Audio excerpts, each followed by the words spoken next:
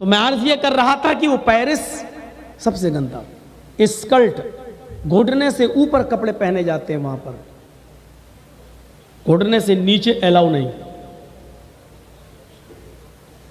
और ऊपर का ड्रेस भी बहुत छोटा, मतलब कमर और पिछली से नीचे ये कोख वगैरह का हिस्सा ओपन होना चाहिए। ये स्कूल और कॉलेज और यूनिवर्सिटीज़ की ड्रेसेस है पेरिस की।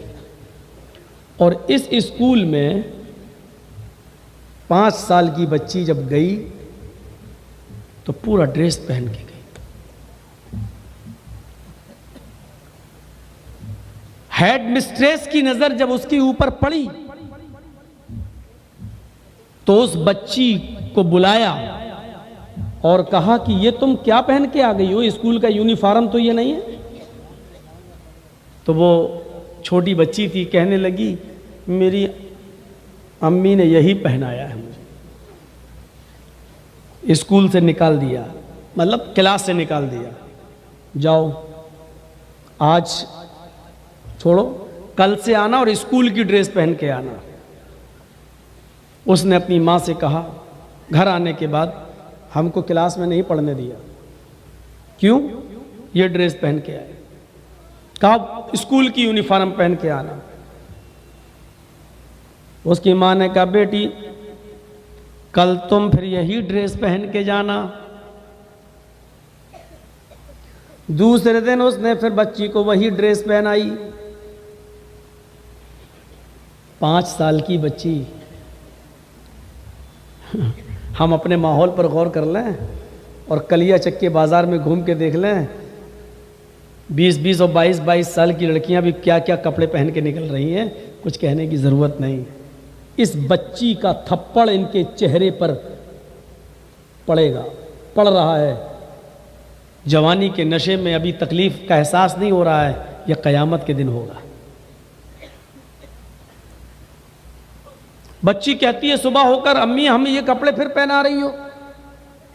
कहा बेटी वो कपड़े स्कूल की ड्रेस हैं और ये कपड़े अल्लाह की ड्रेस हैं।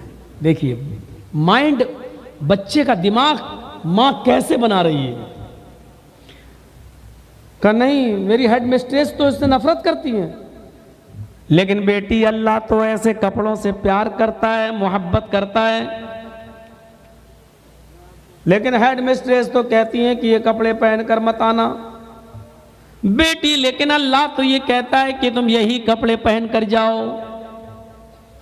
अब तुम हेड मिस्ट्रेस की बात मानोगी या उस अल्लाह की?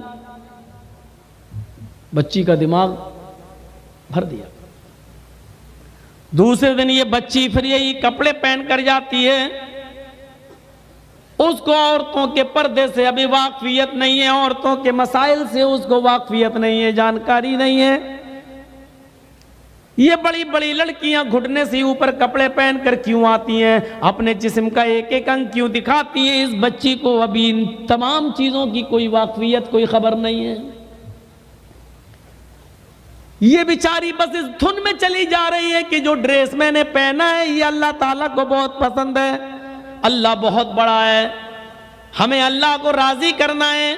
अल्लाह ने हमें पैदा किया है, अल्लाह ने इस दुनिया को बनाया है, मेरे माँ बाप को अल्लाह ने बनाया है, बस उसको ये मोटी मोटी बातें मालूम है। मेरी अम्मी मेरे अब्बू नमाज पढ़ते हैं, अल्लाह नमाज पढ़ने वालों से खुश रहता है, ये मोटी मोटी चीजें उसको बता दी गई हैं। आज ये फिर स्कूल में जाती है, हेड मिस्ट्रेस क्लास में पहुंच जाती है, वो क्रिश्चियन है, ईसाई है। उस हेड मिस्ट्रेस की एज है 26 साल, 26 ईयर्स, शादीशुदा है। लेकिन हेड मिस्ट्रेस भी घुटने से ऊपर के कपड़े पहनकर पढ़ाने आती है। उसके सर के बाल खुले हुए हैं, सर पे दुपट्टा नहीं है, ओढ़नी है, अलाउ नहीं है। हेड मिस्ट्रेस ने उस बच्ची को देखते ही कहा कि आज तुमने फिर अब मेरी बात नहीं मानी और वही कपड़ा पहन के चली आई हो, इधर आओ। वो करीब गई, स्केल उठाई, हाथ फैलाओ। मासूम सी बच्ची ने हाथ फैला दिया। हेड मिस्ट्रेस ताबड़तोड़ उस मासूम बच्ची के हाथ पर छड़ियां बरसाने लगी।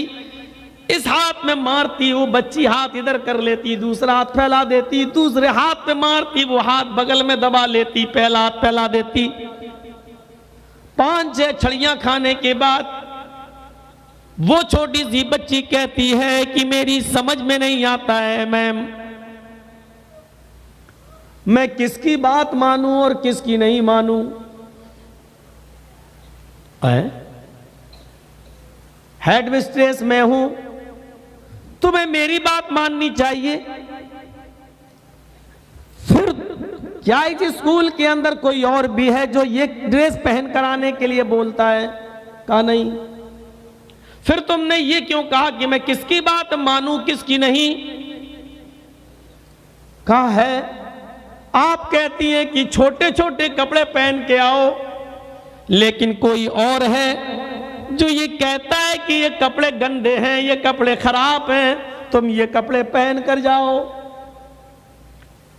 का कौन है? बताओ कौन है? कहती है नहीं, इस स्कूल में कोई नहीं है। तो कौन है जो हमारे कपड़ों को खराब कहता है और तुम्हारे कपड़ों को अच्छा कहता है? बताओ, नहीं तो और मारूंगी। वो चीखते हुए कहती है मैम, ये छोटे छोटे कपड़े खराब हैं,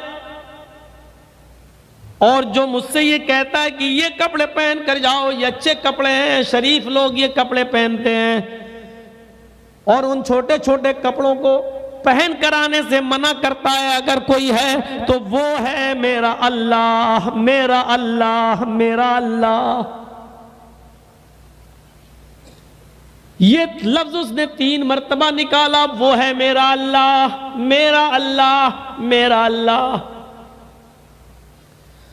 हेड मिस्ट्रेस के हाथ से छड़ी छूट गई। इस छोटी सी बच्ची के अंदर ये संस्कार किसने, ये तहजीब किसने भरी है? हमारे इन कपड़ों को गंदा और इन कपड़ों को अच्छा बताने की शिक्षा और तालीम इसको किसने दी?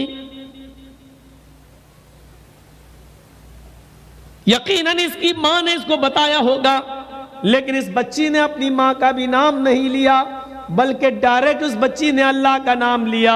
यानी इस मां ने इसको ये तालीम दी कि ये छोटे छोटे कपड़े मैं जो तुमको पहनने से रोक रही हूं, ये मेरा रोकना नहीं है, बल्कि अल्लाह का रोकना है। हेड मिस्ट्रेस का सर चकराने लगा। उसने उस बच्ची से कहा कि अपनी जगह पर बैठ जाओ।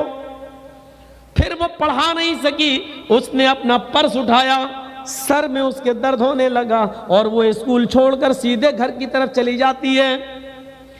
घर में घुसती है तो उसके हस्बैंड ने कहा कि आज तुम बहुत जल्दी आ गई हो।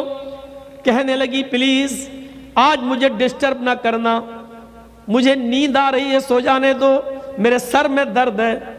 उसने ब्लैंकेट कंबल को अपने ऊपर डाला और लेट गई।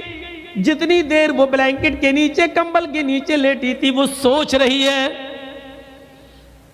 मेरी उम्र 26 साल की, जो कपड़े पहनकर मैं स्कूल में जाती हूं, इन कपड़ों को तो हमारे नबी ईसा मसीह ने भी पहनने का हुक्म नहीं दिया। आखिर वो कौन सी किताब है जिसने छोटी सी बच्ची की जिंदगी बदल दी? और उस किताब पर अमल करने के बाद उसकी मां ने अपनी बच्ची को स्कूल से निकाले जाने के डर के बावजूद भी यही कपड़े पहनाए और भेजा। वो यही सोचती रही और पूरी रात उसने इसी हाल में गुजार दी, न खाया न पिया। और सुबह होकर खुद ये औरत, ये 26 साल की क्रिश्चियन हेडमिस्ट्रेस उस लड़की के घर जाती है उस बच्ची के साथ कि मुझे तुम्हारी अम्मी से मिलना है। और बहुत देर तक उसकी माँ से मुलाकात की और कहा कि मुझे भी कुछ नसीहत करो। तो इस छोटी सी 5 साल की बच्ची की माँ ने इसको एक कुरान दे दिया जो इंग्लिश में उसका ट्रांसलेट था। ये पढ़िए आप। 2 महीने उसने कुरान की स्टडी की। सूरह बकरा खत्म होने के बाद धीरे धीरे आगे बढ़ते बढ़ते जब वो सूरह निसा पर पहुंची, जहां औरतों के मसाइल बयान किए गए हैं, सूरह निसा पूरी पढ़ने के बाद वो चीख उठी, लोग झूठ बोलते हैं, लोग झूठ बोलते हैं कि इस्लाम ने औरत को इज्जत नहीं दी, इस्लाम ने औरत को मकाम नहीं दिया, इस्लाम ने औरत को वकार नहीं दिया, इज्जत नहीं दी। इस्लाम से ज्यादा तो औरत की कोई इज्जत करने वाला है ही नहीं, इस्लाम से ज्यादा औरत की कोई एहतराम करने वाला, इज्जत करने वाला कोई मजहब ही नहीं है। 2 महीने के बाद वो उसी लड़की की माँ के पास आती है और कहती है कि मुझे भी इस्लाम का कलमा पढ़ा दो। उस औरत ने उसको गुस्ल कराया और फिर कलमा पढ़ाया, अशहदु अल्ला इलाहा इल्लल्लाह व अशहदु अन्ना मुहम्मदन अब्दुहु व रसूलुहु। वो कलमा पढ़कर इस्लाम ले आती है और जिस दिन से इस्लाम लाई उस दिन से इस्लामी लिबास पहनना शुरू कर दिया।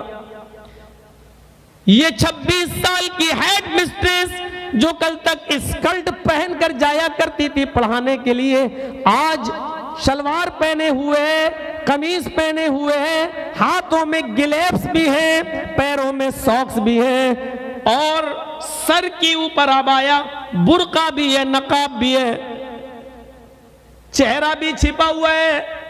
अब वो इस तरीके से पढ़ने के लिए पढ़ाने के लिए जाती है। फिर उसके ऊपर केस होता है स्कूल मैनेजमेंट की तरफ से।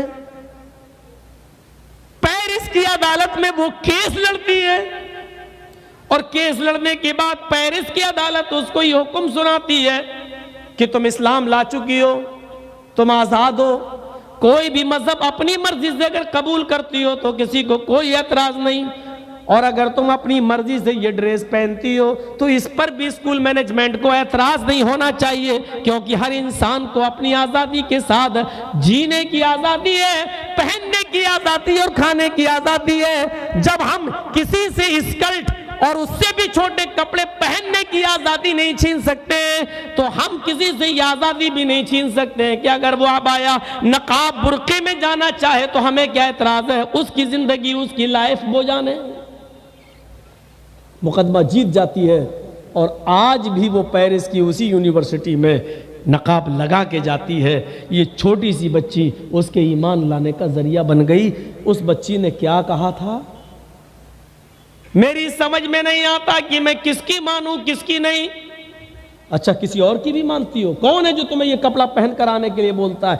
इस लड़की ने क्या कहा था, वो है मेरा अल्लाह, मेरा अल्लाह, मेरा अल्लाह।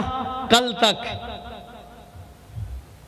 गैर मुस्लिम, कल तक ईसाई भी अल्लाह का नाम सुनते थे तो लरज जाते थे, छड़ी उनके हाथ से गिर जाया करती थी, अल्लाह का खौफ उनके दिलों में आ जाया करता था, और यही लफ्ज अल्लाह सुनकर वो ब्लैंकेट के नीचे सोचने पर मजबूर हो जाया करते थे, और इसी अल्लाह के खौफ की वजह से वो ईमान लाने पर मजबूर हो जाए।